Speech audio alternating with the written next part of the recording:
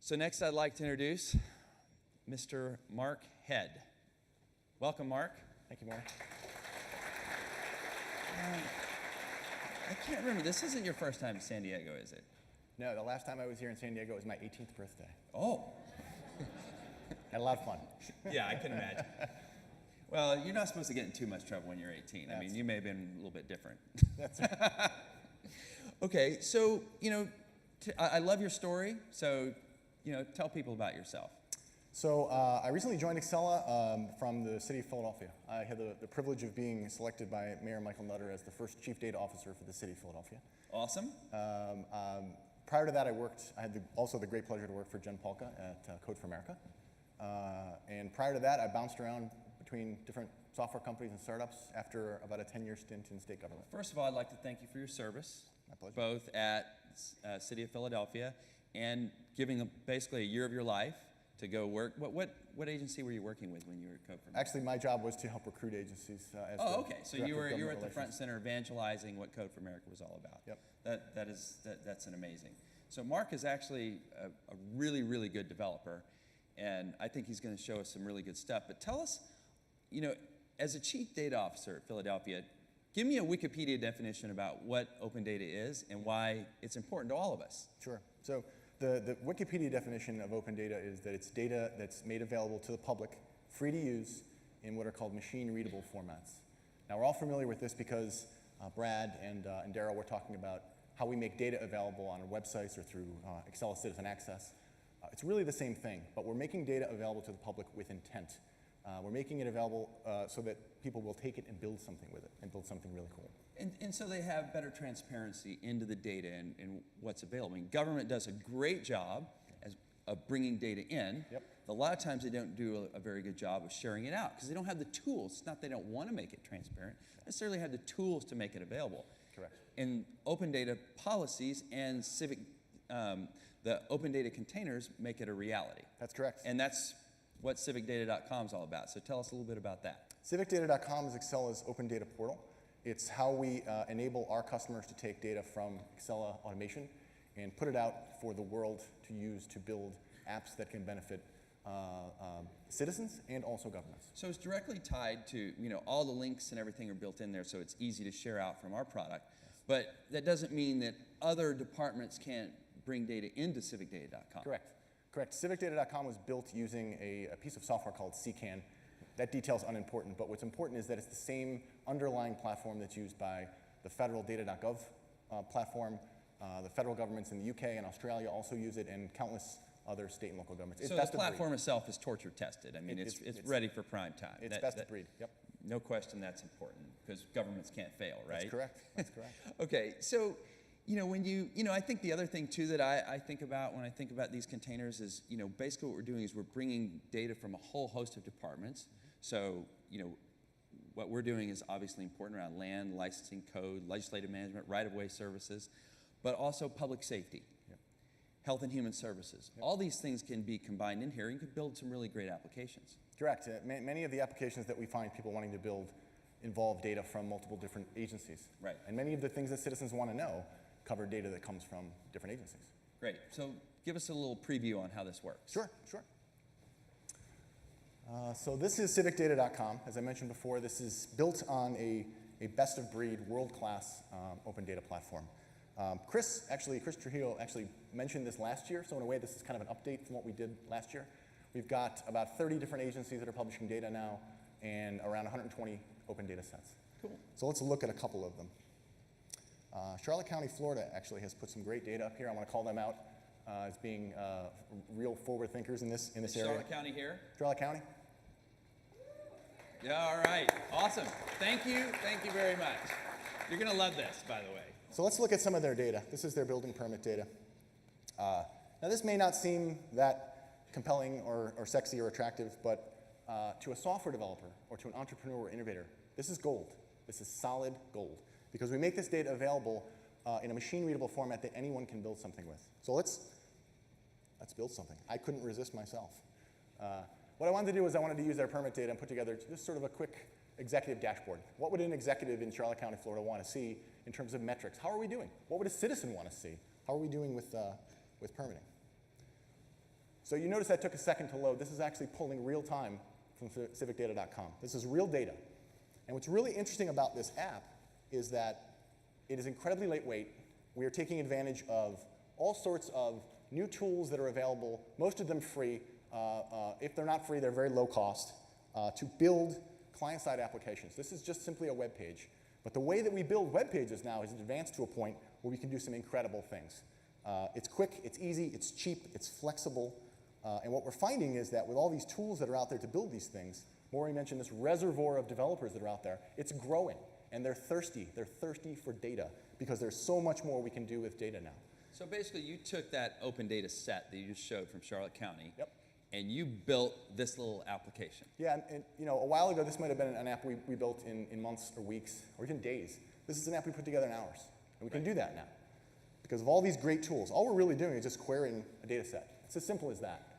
But because we've got these incredible tools, and these tools, by the way, are getting better every single day, people want to use this data. So this is something that Charlotte County or any other customer could build or engage outside people to build and make it available for inside use or for external use. Well, I think a very important use case for this is I know a lot of our customers, a lot of the people that we work with closely, you know, they'll get a request from, you know, City Hall, from the mayor. How many permits did we issue last week? How many inspections were denied? And, you know, so people are like, we got to go get that data. We got to figure out how to do it. This gives you like almost instantaneous capabilities to basically pull that data in and report on it in ways that were never possible before. And we all know that sometimes executives change their mind and they want to see the data a little differently the next time. So it's important that what we can do is flexible and easy to use and maintain. Did you ever experience that? A couple times, yeah. So here's something interesting. So permit applications opened by year. You notice that 2004 saw a really high spike in October. Now, is that a fluke in the data? Is it a fluke in the app? I don't know, but it makes it easy for us to then go in and explore it and examine what's really happening behind the scenes. Awesome. So that's something that could be used either inside government or outside. I also want to call out Salt Lake City, Utah for being, I think they may have the most open data sets on civicdata.com. I'll be honest with you, I yell out a lot too when I see open data. I do. It gets me excited. This guy just lights up, yeah. So let's stick with building permits, but let's maybe bookend the discussion of Google Glass and augmented reality and all these advanced devices now. I want to talk about a device. I want to switch over to my iPhone if I could. And I want to talk about a device that everyone's got here with them. Does anyone here have a device that can send a text message? Everybody, yeah, right? Everybody. I should have asked the opposite of that. So what I've built here is just a simple app that will let me send a message to a Salt Lake City, Utah telephone number. I'm just going to text an address to it.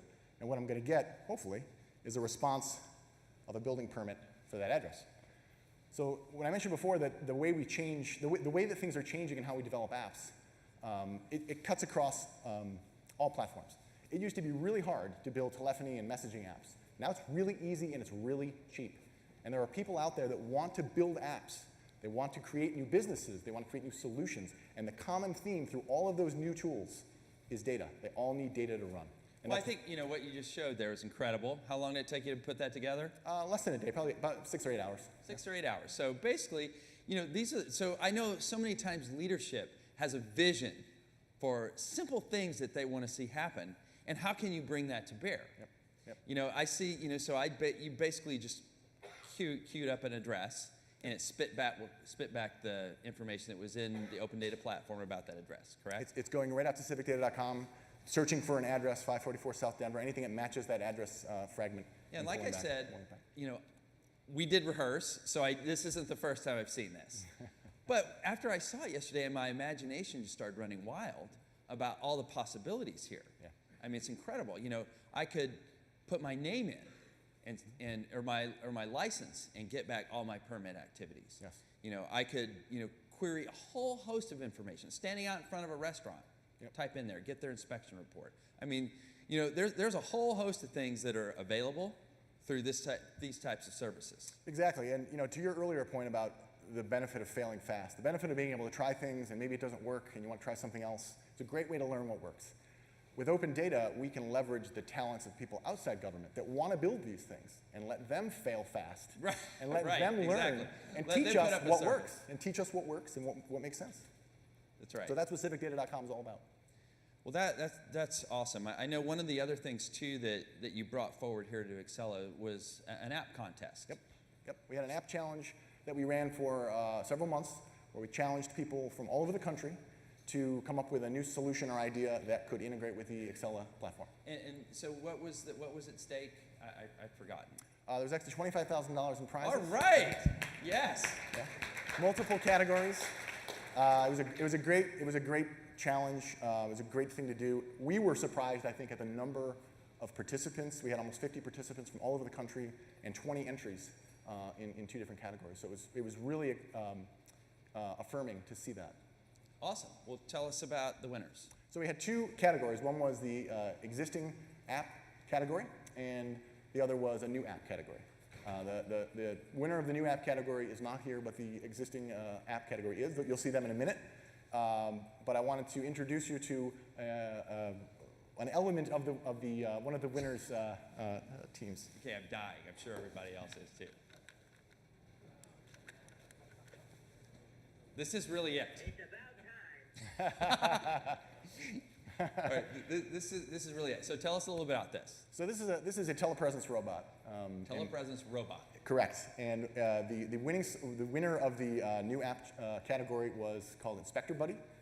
Inspector Buddy is actually a telepresence robot that's connected to a Windows app that you can run on a Windows device. And it will actually go into places where an inspector can't go or may not want to go because it's dangerous.